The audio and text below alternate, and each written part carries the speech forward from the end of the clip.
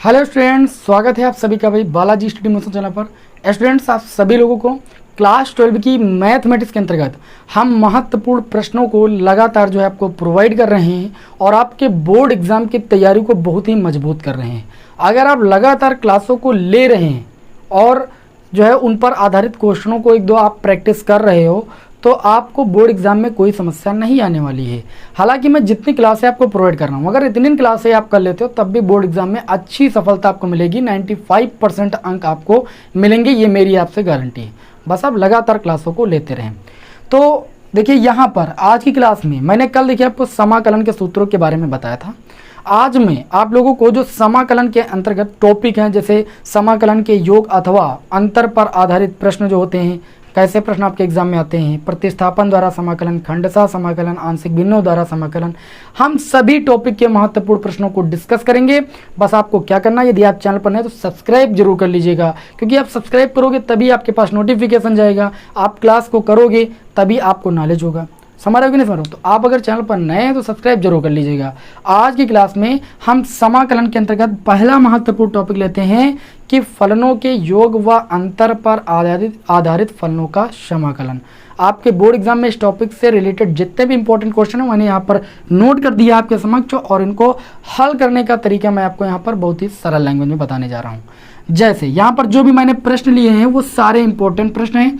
पहला सवाल मैंने आपके समक्ष लिया है, हमें समाकलन करना है 4 - 5 sin x अपान में cos स्क्वायर x dx।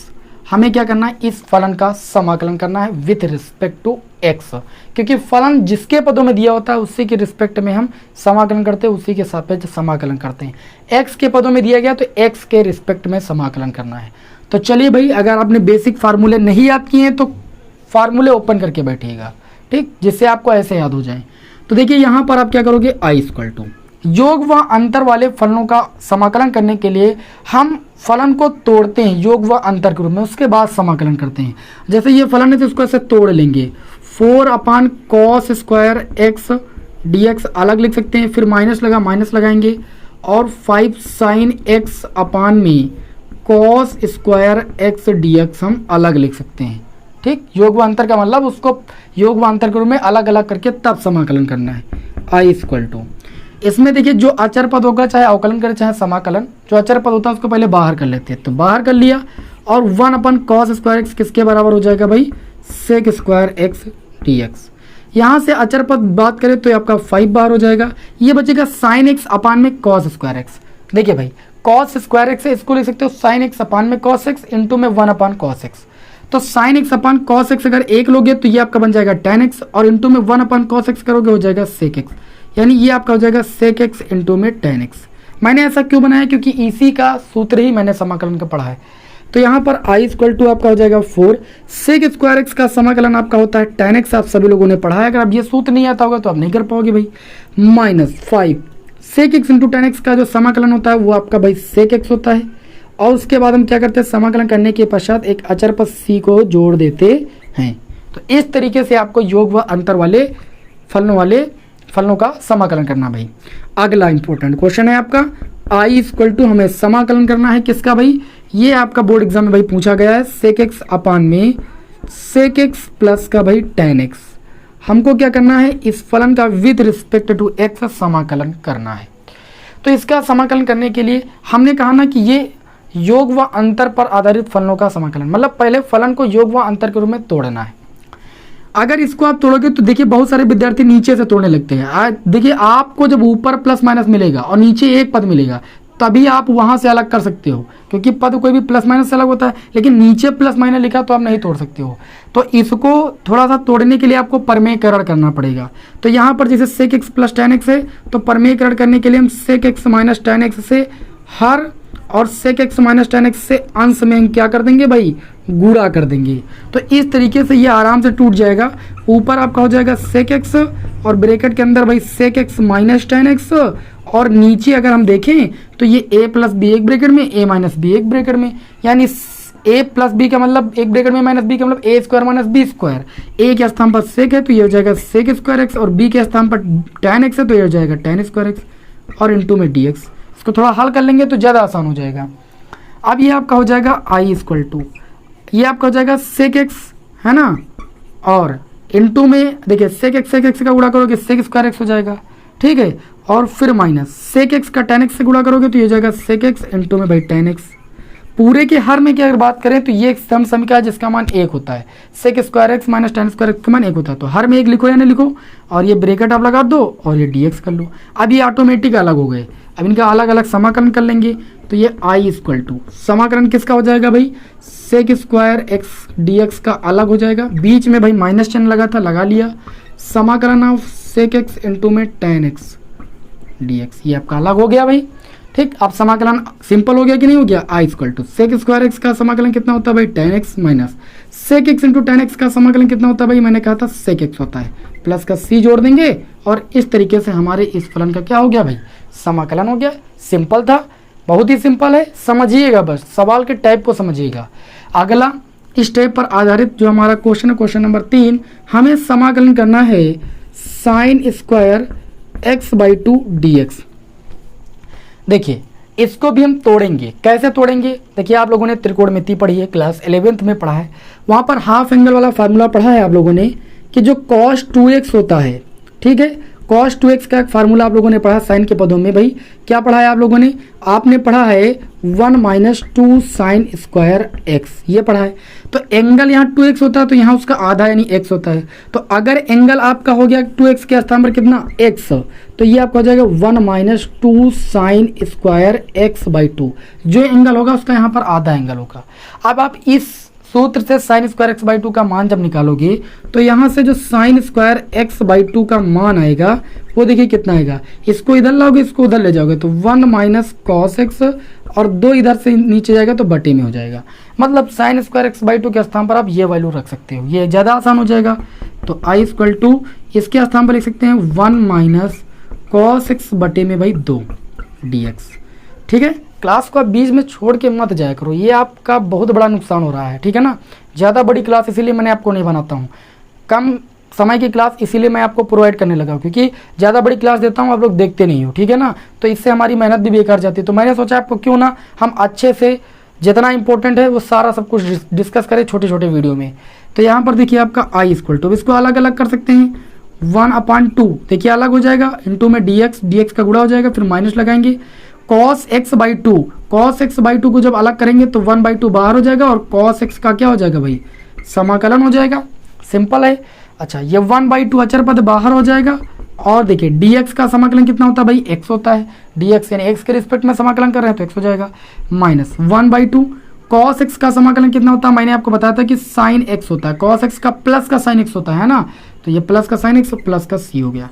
इस तरीके से आपने देखा है कि मैंने तीसरे क्वेश्चन का भी समाकलन कर दिया आसानी के साथ, और उम्मीद करता हूं कि आप सभी लोगों को ये बात अच्छी तरीके से समझ में आ गई होगी। अब चलिए बढ़ेंगे अपने इस क्लास के अगले क्वेश्चन भाई, क्वेश्चन नंबर 4 की ओर, और इसको यहाँ पर हम रफ करेंगे भाई। समझ में आ रहे होंगे क्वेश्चन, है ना, एकदम देखिए बेसिक से आपको पढ़ा रहे हैं, इससे बेसिक नहीं बताया जा सकता आपको। सूत्रों को ओपन करके पढ़ लीजिए, क्लास नहीं देखा है तो क्लास को देख लीजिएगा, इस वीडियो के डिस्क्रिप्शन में आपको लिंक एक दिया जा रहा है, उस लिंक में आपको बहुत सारी बढ़िया अच्छी अच्छी क्लासें मैंने प्रोवाइड की हैं, बहुत ही सिस्टम से ट्रिक से, ठीक है, आपके बोर्ड एग्जाम में बहुत अच्छी सहायता मिलने वाली है। क्वेश्चन नंबर 4 है भाई, समाकलन of tan inverse under root 1 minus है 1 माइनस कॉस 2x अपान में 1 प्लस कॉस 2x, ठीक। अब ऐसे फलनों का हम समाकलन कैसे करते हैं, इसका तरीका याद रखिएगा। जब बाहर इनवर्स जिस भी त्रिकोणमितीय फलन के रूप में हो, आपको जो ये आपका थीटा के स्थान पर होगा उसको हल करके उसी त्रिकोणमितीय फलन के रूप में बनाना है। कहने का मतलब ये अगर tan इनवर्स है तो इसको हल करो, tan थीटा बनाओ, ठीक है ना। जैसे अगला सवाल लिया मैंने साइन इनवर्स, तो इस cos x को पहले हम साइन इनवर्स है अगर तो साइन बनाएंगे, उसके बाद हल करके फिर इसका समाकलन करेंगे। तो इसको देखिए आई के बराबर थोड़ा मान लेते हैं, अब समाकलन करेंगे तो ये आपका हो जाएगा tan इनवर्स। सभी लोग cos 2x का फार्मूला पढ़े हो, cos 2x के 3 फार्मूले पढ़े हो, ऐसा फार्मूला लगाओ कि 1 कैंसिल हो जाए। तो आपने पढ़ा है, क्या पढ़ा है, आपने पढ़ा है 1 minus 2 sine square x, cos 2x बराबर 1 माइनस 2 साइन स्क्वायर एक्स होता है, लेकिन बाहर माइनस था तो ये प्लस हो जाएगा अपान में 1 प्लस। यहाँ cos 2x का फार्मूला लगाओगे 2 cos square x minus 1, reason क्या है, क्योंकि तुमको 1 से 1 को कैंसिल करना था, इसलिए नीचे ये वाला लगाया, ऊपर ये वाला। ये दोनों cos 2x के फार्मूले होते हैं। अब ये आपका हो जाएगा tan इनवर्स अंडर रूट, ये 1 - 1 + 1 0 हो गया, और ये 2 sin स्क्वायर x बचा, ऊपर बचा, और नीचे आपका बचा 2 cos स्क्वायर x dx। ये 2 से 2 कैंसिल हो जाएगा, तो I = आपका हो जाएगा tan inverse sine square x upon cos square x by tan x के बराबर होता है, और tan स्क्वायर x जब रूट से बाहर निकलेगा तो केवल tan x हो जाएगा, स्क्वायर लगा था ना dx। आप लोगों ने प्रतिलोम त्रिकोणमितीय फलन चैप्टर पढ़ा, मैंने आपको पढ़ाया है, वहाँ पर बताया कि tan इनवर्स tan थीटा जो होता है वो थीटा के बराबर होता है, और थीटा के स्थान पर यहाँ x है तो x लिख देंगे dx।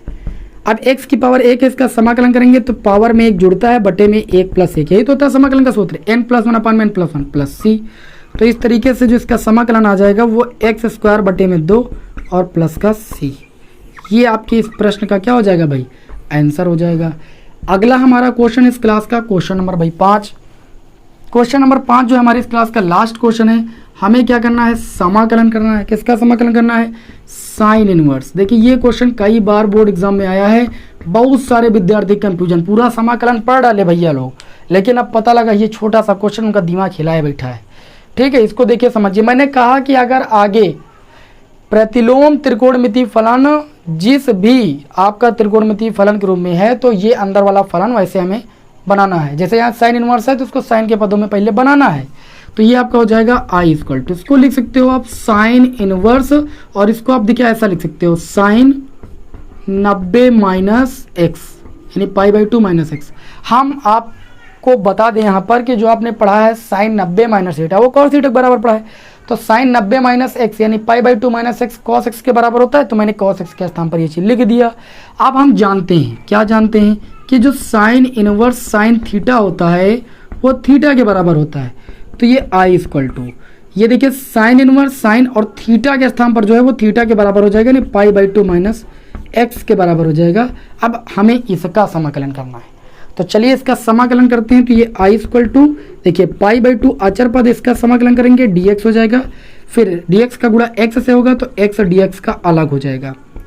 π/2 अचर पद था, मैंने बाहर कर लिया, dx का समाकलन x होता है, और x का समाकलन अभी किया x²/2 होता है, प्लस c जोड़ना मत भूलिएगा। इस तरीके से मैंने आज की क्लास में ये बताया कि जो फलनों का योग व अंतर पर आधारित समाकलन होता है, फलनों के योग व अंतर पर आधारित फलनों का जो समाकलन होता है वो कैसे किया जाता है।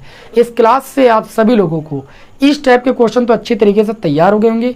आप किताब के क्वेश्चनों को अच्छी तरीके से लगाना, उम्मीद करता हूं कि आप सभी लोग जरूर लगा पाओगे।